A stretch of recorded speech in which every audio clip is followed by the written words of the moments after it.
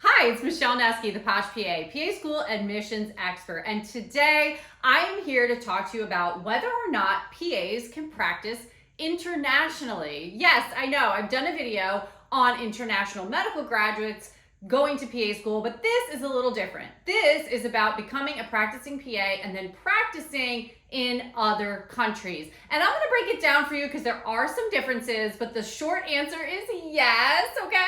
But we'll get to it in a second. If you haven't already, smash the subscribe button. I'm here every week dropping new tips to help you get into PA school, become a successful student, and a fulfilled practicing PA. All right, so what countries can we practice in as certified PAs in the United States? Well, many of them, okay? Except the laws and the roles in different countries are going to vary. The first one I'm going to talk about is Canada because that is the most similar to the United States. There are 3 non-military programs in Canada, and as a board certified American PA, you can practice in Canada. However, as a Canadian certified PA, you cannot practice in the United States. So it's a little bit different. But if you are an American looking to work in Canada, you can do that. If you are a Canadian, you can become a PA. There are, like I said, 3 non-military programs in Canada. And they have their own licensing board, and the roles are very similar. Canadian PAs cannot prescribe narcotics of any kind, but in general, the roles are very similar to PAs here in the United States.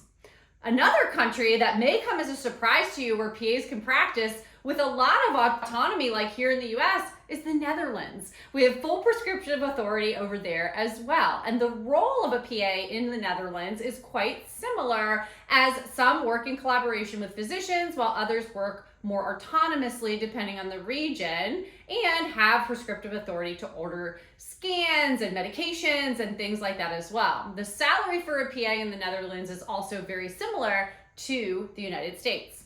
Now, let's talk about the UK. There are hundreds of PAs working in the UK. However, the UK medical agencies have not recognized the profession in a medical council or board, and so therefore there are no prescribing rights for PAs in the UK as it stands today. Now, the profession is growing quickly there, and so hopefully that will change. The first PAs to practice in the UK were actually Americans many years ago, but the profession continues to grow there. However, the role is somewhat limited because you're not able to prescribe medications or refer patients for x-rays or CTs without a doctor's sign-off, okay, or physician sign-off, I should say.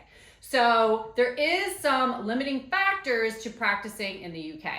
Some other countries where PAs can practice are Liberia and Ghana and India and other areas like that. There are countries everywhere that are where the PA profession is growing, but it's really important to know that the role is different in certain countries. For example, in Ghana, a PA medical, so PA-medical is actually referred to as a medical assistant. So it can be very confusing in the role when talking about them in the United States, but then practicing in another country. And I hope that makes sense to you.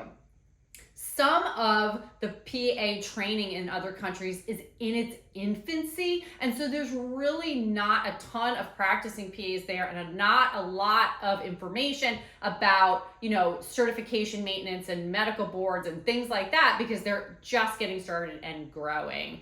Other areas include Australia and New Zealand. And if you're interested in moving internationally, it's going to be really important for you to look at what the requirements are for PAs to practice in those countries, what, if any, prescribing rights they have, what the scope of practice looks like, if the salaries are comparable, and if you are able to use your American training to practice in those countries. For the most part, you are, okay? So again, PAs are coming up in all different countries all over the world. Those are just a couple just to talk about today. But I know that global outreach and certain PA programs will allow you to do PA rotations in PA school internationally, which I think is a great way to get exposure to the profession in other countries. So just to recap, the ones that we know the most about and are the most frequently asked about are Canada, UK,